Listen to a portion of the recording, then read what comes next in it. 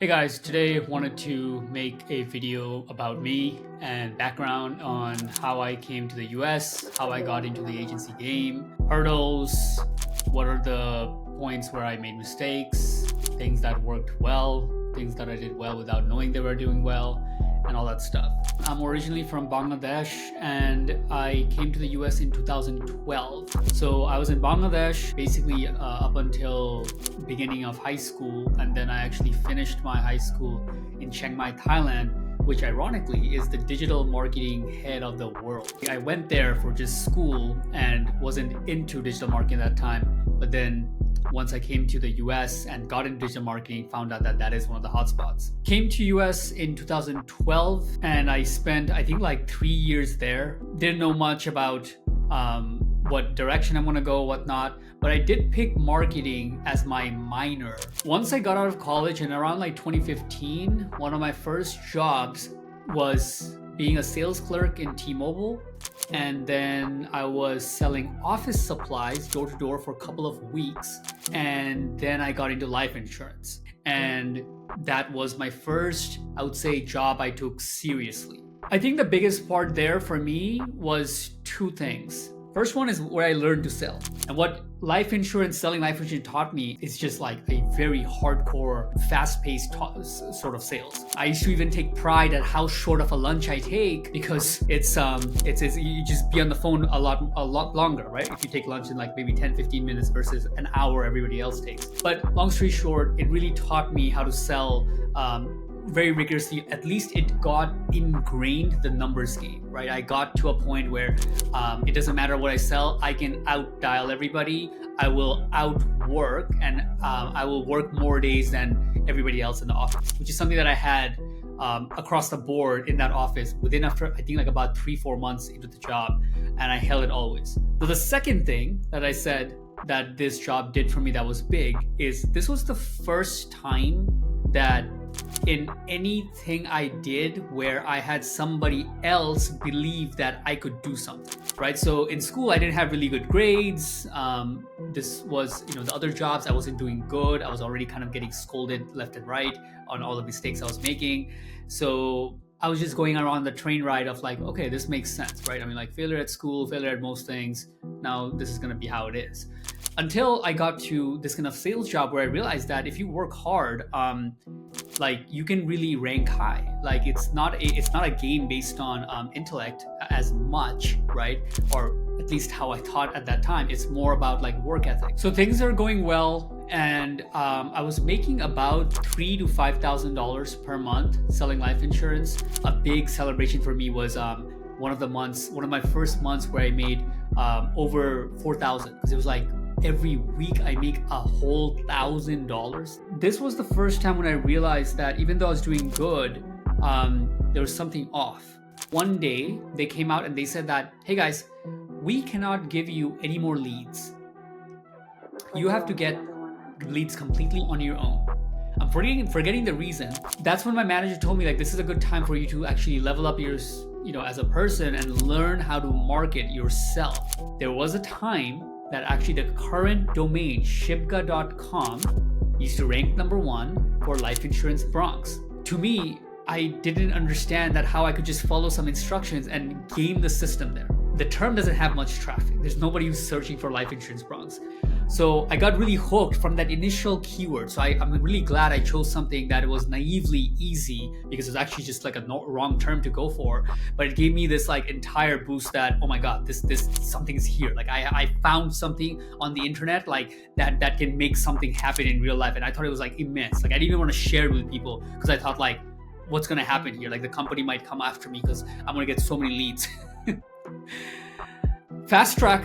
This led me to essentially quit my job. And basically I just jumped into pretty much all the energy I was spending in life insurance and sales. I just put it into cold calling. Now, fast forward in this mix, I'm trying to learn the entire game and manage time and, just really learning how do you keep yourself accountable and still working when you don't have somebody telling you to work, or you're not in an office that you're being overseen, right? It's like learning all those stuff to be an entrepreneur, like the basic things, right?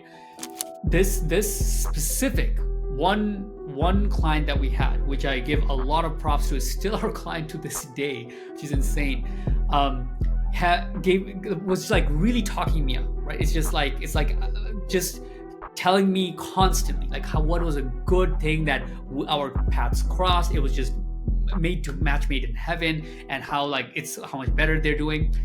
And when I look at the results, it's not like we're getting that many calls, right? It was maybe like, I don't know, 10, 20 calls a month. But in roofing, 10 calls, if you close 3 deals, it's the revenue's pretty big, right? And that's when it started to kind of dawn on me that, wow, like roofing is a lot easier to get results for, and it's a lot easier to track. Like all I need to do is like record 10 phone calls. Yes, there's gonna be some spam and stuff. But if we can have those recordings, and then we can show that, it's going to be a lot easier to see the revenue generated from the serve. In 2017, we basically came to the point where like, look, this game is getting a bit too hard. I'm running around. I'm building at that time like Google Drive stacks from scratch. This thing took literally 2 days of working full time, like 10 hours a day. Like it would take to build one stack for a client. So we're like, this is getting way too difficult to try to build backlinks and all this stuff and try to be the best in lawyers, flower shops, attorneys, like whatever the different business we have. We gotta like pick one. We gotta pick one, try to streamline this thing. Otherwise, like I think we're gonna just not be able to get results for everybody, and they're gonna just hate us. So the two that we chose between, it was actually roofers and lawyers.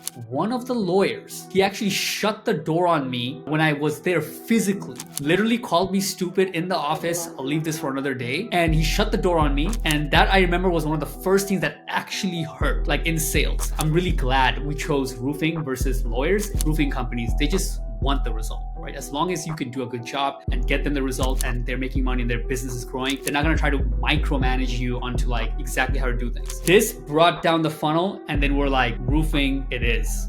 So now this is 2018, and I remember going on a little vacation to my country in end of 2017, and I was like, I'm drawing the line. I'm going to go back and I'm going to go full-time agency, and this is what I'm gonna go for. And it was not much pushback from my mom or something. Just she doesn't have much context, and but she was just supportive overall. Like, yeah, you just do what you think that you want to that you feel the most excited for and whatnot. So directionally, I think my mom was correct in that way, in being like use excitement as the metric. Come back to America after the vacation, I went like all out. 2018 from beginning, I think making around $2,000-$3,000 per month, and we went to make $30,000 per month by the end of that year, December 2018, and which was my target. I was trying to go for 30K per month. I think made it a target maybe halfway through or something when I saw that it's being possible, but it grew very rapidly because that's when I was starting to get some overall momentum in sales. I was still horrendous, right? But I figured out that you can't sell the whole thing over the first call. It sounds very silly right now, but I was trying to do that in 2017 and before and stuff, where later on I found out like, no, you have to set an appointment, right? Just like you did in life insurance, like you set a time, and then at that time you gotta like then sell them on everything else. Like these basic things I had down, I still had no framework, nothing, like no proper info gathering, and then like frames for sales, none of that stuff. I was just blabbering and just trying to like whatever I need to say to get it to happen.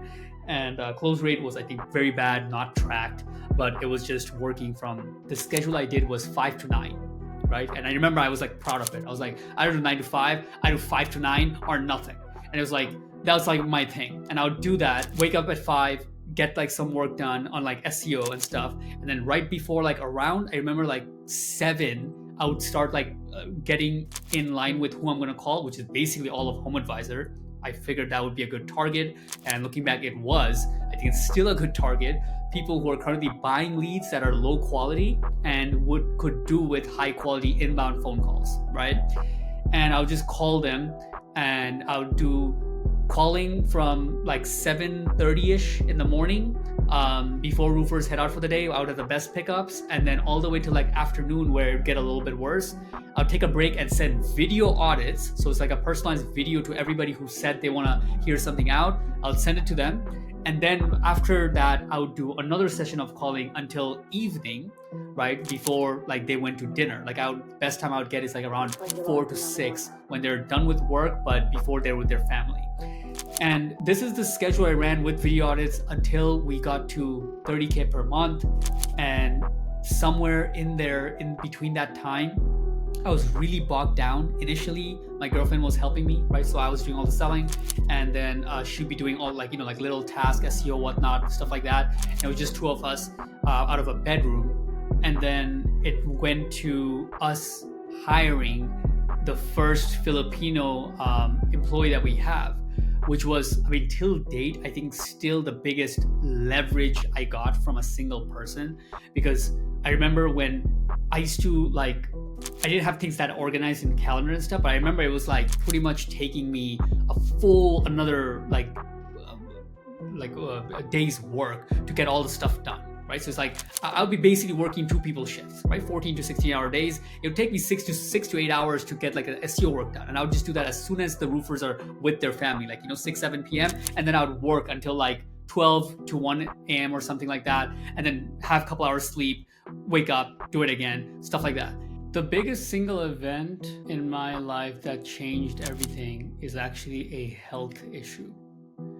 So around that time in 2019, one day, what happened was my usual headache, which I actually call head pressure because it's not a traditional headache, it's actually a pressure inside, which feels like my skull is getting basically stuck against, my brain is getting stuck against my skull. That's the easiest way I can describe it, was getting more and more, right? Up until now in this story so far, I haven't talked about my health issues, but since like 2015-ish, my health started to dwindle, right? I had a myriad of effects, weird, nothing I could put my finger on. I went through the entire health sector twice, meaning every organ, right? I started with ear and throat, then neck, I think basically every organ, heart tests, walking on stuff, upside down, barium tests, liquid, they do x-rays, all basically every organ one by one I got it checked. But that brings us fast forward to this current time in the story of 2019, where this pressure got so high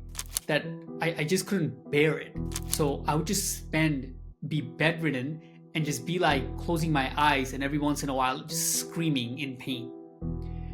But basically, the way I would put it is, amongst the hardest things I have done in business, it is, in my experience, pretty equal to the reward you get, right? Cold calling 4 or 5 hours a day is hard, but the benefit you get from that is also equally rewarding. At that time, and really during this time of since 2020, 2021, 2022, these main 3 years, the company was being run with voice text. To this day, I have a tab called voice text, and it has over 100,000 words. 100,000, I think when I checked maybe a couple of years ago, it's probably a lot more now. But basically, that's line by line things I have said to team members what to do, because I couldn't really move even properly. So I couldn't use my hands to use a mouse. I still can't use a normal mouse. I have to use an air mouse with the least friction because my limbs and stuff like that are actually still not as strong. Nothing like how weak it used to be. But there was a point where I could barely move. I had a mouse with a system that was on my forehead that would have a laser, and I could move it with my head, and then I would voice the text that needs to be done, and then I would copy that and send it to them through Skype. And this is how I ran the company for 3 years when I could barely function. I don't know how else to put it other than just saying that a business is a tough thing. It's the second hardest thing I did, but it's nowhere close in terms of difficulty. It's not even close to the pain and suffering of a serious health issue. It is extremely painful. And it's just weird sometimes when I think about it, because it's we are way stronger than we are. than we think. I think a lot of times something we got to remember, because I don't know how I got through it. Like I should have probably died. The fact that I was able to go through that period and the amount of difficulty it was, it's like incomparable to anything else I've ever done in my life. Like a day in that kind of life is harder than most things I've done that even takes months. So anyways, with getting past that kind of phase, and 2022, when I was about to be dead, it didn't die. And they found out the issue was, one of the things was an ulcer. I got like 28 issues in my body. One of them was ulcer, which they were able to fix, and that was draining all my blood. Fun fact, there's a movie, I forgot the name, but they actually quote, like the evil guy says that for you to survive out of this den, you can only, like, you have to drain half your blood. A normal person has 10 to 12 pints of blood, and you can have to go down to 5, and then you let him out or something like that. If I find the clip, I'll put it somewhere here. But I was at 4.6. So I was actually under the blood you need, where evil demon would put you in a fantasy movie, which is why I was dying. And they closed that ulcer hole. And after they closed the ulcer, I started to revive, like pretty much instantly. Within weeks, I was back up. I could walk again. And I basically got a second shot at this entire game. And even that statement, I don't take it tongue in cheek. I do say that. And it is one of my mantras, even right now with meditation, that it's a reminder that this is a second shot. And so all in all, with that time coming in, to this day, right now, I'm infinitely better than I was in 2022. I'm not perfect. As a 31-year-old male, I can't, jog or go to the gym or do anything that many 31-year-olds can do. I can only eat 2 foods, salmon and sweet potato. That's all my diet is. Breakfast, lunch, dinner, 100% of the time. We are trying to introduce a little bit of spinach, but if I eat it, I completely forget everybody's names. It's the biology of our body is extremely complicated. Most people watching this, you should be very grateful that it just works. It just works. But if something was to not work, like at a fundamental level, like, hey, we're giving you vitamins, but your cells are just not absorbing it, like something fundamental, the doctors would have no clue what to do whatsoever, like nothing. So with that being said, in this current state we're in right now, the reason why we're taking the approach we take in business is, after everything that's happened in 2023, I really decided to take a much more long-term approach. And this is something that's easy to say, but I really didn't know the real meaning until I went through these experiences.